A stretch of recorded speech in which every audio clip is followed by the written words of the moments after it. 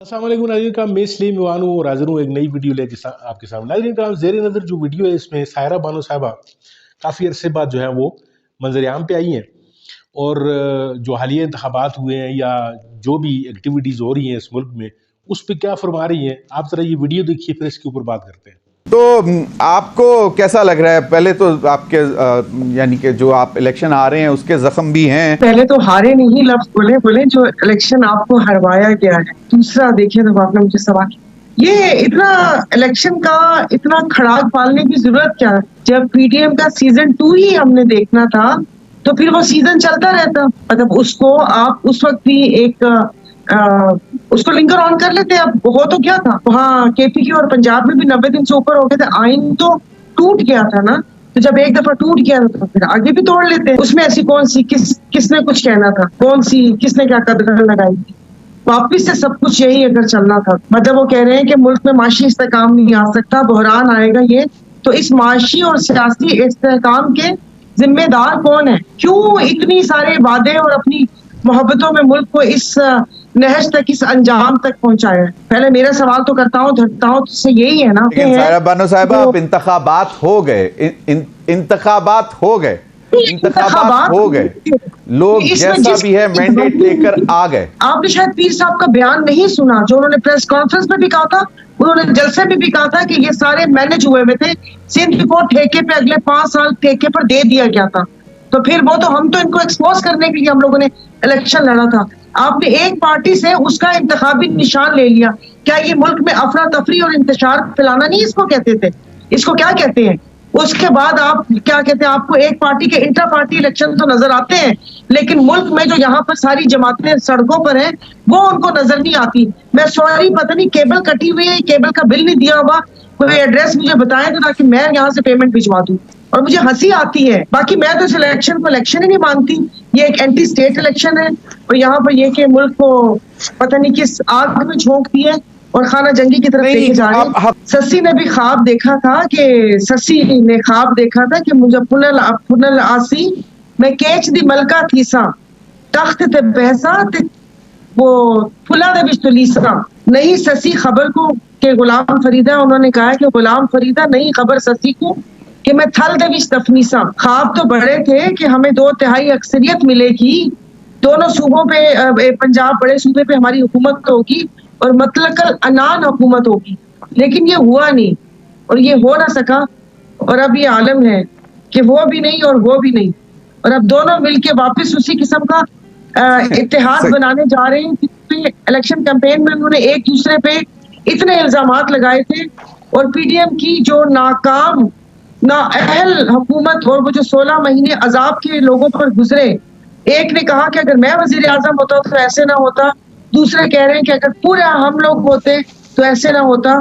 तो इस सीजन 2 में मैं क्या देख रही हूँ, हुकूमत बने ना बने, निजाम लिखते ना लिखते। सीजन 2 में भी क्या कर लेंगे? 2018 में क्या हुआ कि बंदे उठा के उधर रखे, उस पार्टी में शमूलियत करवाई, तो किसने करवाई? अब आप अगर प्रोग्राम नहीं काटेंगे तो जनरल बाजवा और जनरल फैज साहब ने करवाई। अब वो रिटायर हो गए, उनके नाम ले सकते हैं, हाजिर सर्विस का नाम हम नहीं ले सकते। तो अभी क्या हो रहा है? तो जो मेरा प्रॉब्लम इन सियासतदानों से है तो ये है, सारी जमातें मिलके अगर मुल्क के मुफाद के लिए अगर कहते हैं कि अब हम मुल्की मुफाद के लिए बैठ रहे हैं, तो कि ये सारी जमातें मिलके हर इदारे का तयन नहीं कर सकती कि वो अपना अपना उनका क्या क्या किरदार होगा। 2024 में ये रो रहे हैं या हम रो रहे हैं, फिर आगे जाकर 2028 में 28 होगा, क्या होगा? वो जाकर फिर रोएंगे 29 में, अगर हुकूमत 5 साल चल गई तो फिर वापस से ये रोएंगे, क्योंकि ये तो लग रहा है जैसे वक्त का पहिया है, आज को ऊपर है फिर नीचे को ऊपर। तो खुदा के वास्ते एक दफा तयन कर ले। अभी जैसे उन्होंने कहा कि ये जाती हुई गवर्नमेंट इतनी ज्यादा चीजों की प्राइस बढ़ा के चली गई है, आगे बिजली भी, आगे गर्मियां आ रही है, मुल्क में वैसी गैस नहीं, और जो पेट्रोल और ज़ाहिर पेट्रोल और बिजली का ज्यादा वो होता है। तो ये आने वाली जो भी गवर्नमेंट बनेगी उसके लिए बहुत बड़ा चैलेंज होगा। मुझे नहीं पता कि वो कैसे डिलीवर कर सकेंगे, कि जाहिर है वो महंगाई की सरूज पर पहुंची हुई है, तो आवाम को कैसे रिलीफ देंगे। तो अच्छा फैसला है नून का, पीपल्स पार्टी को उनको साथ वजारतों में बिठाना चाहिए ताकि वो जवाबदेह हो। ऐसे नहीं हो सकता कि गुड़ खा के गुलगुलों से परहेज करें कि वो आप सदर ले लें और स्पीकर ले लें, स्पीकरशिप ले लें, और उसके बाद आप सेनेट के चेयरमैन भी अपना लें, उसके बाद आप पंजाब में गवर्नर की बात करें कि वो हमारा होगा, اور کوئی ذمہ داری والی وزارت نہیں لینی کہ لوگوں کے سامنے جواب دینا ہو. میرے خیال میں کہ اچھی بات ہے, ان کو اپنے ساتھ رکھنا چاہیے وزارت پیپلز پارٹی کو. جی ناظرین کرام, آپ نے ویڈیو دیکھی, ویڈیو میں جس طرح کے ان کا ایک انداز ہے, ان کا ایک سٹائل ہے, جس سٹائل میں وہ بات کرتی ہیں, اور پھر اس میں انہوں نے کچھ اشعار بھی آپ کو سنائے. یعنی جو سائرہ بانو صاحبہ ہیں, ان کی ایک بات تو یہ بڑی کلیئر ہے کہ کوئی بھی بات دھڑلے سے کہتی ہیں, یعنی کوئی لگی لپٹی رکھنے کی کوشش نہیں کرتی, اور ان کا یہی جو عوامی انداز ہے وہ لوگوں میں مقبول بھی ہوتا ہے. اور جس طرح کہ انہوں نے فرمایا کہ اگر پی ڈی ایم جو 1 تھا, سیزن 1, اب سیزن 2 ہی اگر ہم نے دیکھنا تھا تو پھر 60-70 ارب روپے جو ہے وہ خرچہ کرنے کا فائدہ کیا تھا. یعنی جتنی بھی دھاندلی ہوئی ہے ان انتخابات میں, جیسا کہ وہ خود بھی ہار گئی ہیں انتخابات, اپنی سیٹ بھی وہ ہار گئی ہیں, تو یعنی ان کو تو خیر ایک سوچے سمجھے منصوبے کے تحت, یعنی میرے نظریے کے مطابق ان کو اس لیے بھی ہرایا گیا کہ تاکہ وہ اسمبلی میں پہنچ کے تو وہ جو بے لاگ جو باتیں کرتی ہیں یا بغیر ڈرے ہوئے کوئی جو بات وہ وہاں پہ کر جاتی ہیں تو اس سے جان چھڑائی جائے. وہ پچھلی جو پی ڈی ایم کی 16 مہینے کی حکومت تھی اس میں انہوں نے کافی ان کے کچے چٹھے جو ہے وہ نکال کے باہر سامنے رکھے تھے, اور خاص طور پہ وہ اسحاق ڈار صاحب والی تقریر تو آپ کو یاد ہوگی جس میں وہ بڑے دھڑلے سے جو ہے وہ ان پہ تنقید بھی کرتی ہوئی نظر آتی ہیں کہ جی وہ آ کر اپنا بجٹ تو وہ پیش کر جاتے ہیں لیکن عوام بھگتتی ہے بعد میں, وہ تو اس کا کوئی پرسان حال کوئی بھی نہیں ہوتا. تو ناظرین کرام, ایک تکلیف دہ جو ہے صورتحال ملک میں جو ہے وہ پھیلی ہوئی ہے. یعنی الیکشن میں دھاندلی کے جتنے بھی الزامات لگے کوئی ان پہ کلیئرنس نہیں ہوئی, اور جو اسلام آباد کی اور جتنی بھی باقی سیٹیں تھیں ان پہ جو ہے وہ الیکشن کمیشن دھڑ دھڑ جو ہے وہ نوٹیفیکیشن جاری کرتا جا رہا ہے, کوئی تحقیقات نہیں ہے. فارم 45 جو ہے وہ لوگوں کے پاس پکڑے ہوئے ہیں, کچھ پور چیزیں, یعنی فارم 47 تک ایون جو ہے انہی پہ جو ہے وہ فیصلے کر دیے گئے ہیں.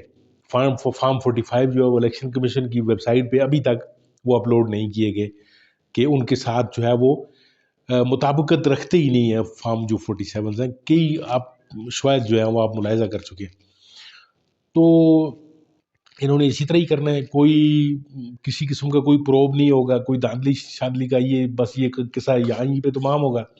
باقی جو ہیں وہ لوگ جو ہیں وہ ٹریبیونلز میں اور عدالتوں میں وہ جو ہیں وہ اپنے کام چلاتے رہیں گے, تاریخوں پر تاریخیں ان کو ملتی رہیں گی, اور یہ حکومت 5 سال جو ہے وہ آرام سے اگر اس نے پورے کرنے ہوئے, یعنی اگر لگتا تو بظاہر نہیں ہے کہ 1-8 سال تک یہ نکال جائے تو بڑی بات ہے, لیکن بہرحال ناظرین کرام اللہ کرے کہ یہی لوگ 5 سال لگائیں اور ملک کے لیے ایسا کوئی راستہ جو ہے وہ ایسی کوئی سمت کا تعین کر جائیں کہ اللہ کرے کہ جو ہے وہ یہ ملک ترقی کی شاہراہوں پہ چلنا شروع کر دے. ناظرین کرام بہت بہت شکریہ آپ کا ویڈیو دیکھنے کے لیے. مجھے امید ہے آپ کو یہ میری ویڈیو ضرور اچھی لگی ہوگی, تو میرے اس ویڈیو کو لائک ضرور کیجیے گا اور میرے چینل کو ضرور سبسکرائب کیجیے. ملتے ہیں آپ کے ساتھ کسی اور ویڈیو میں, تب تک کے لیے اللہ حافظ.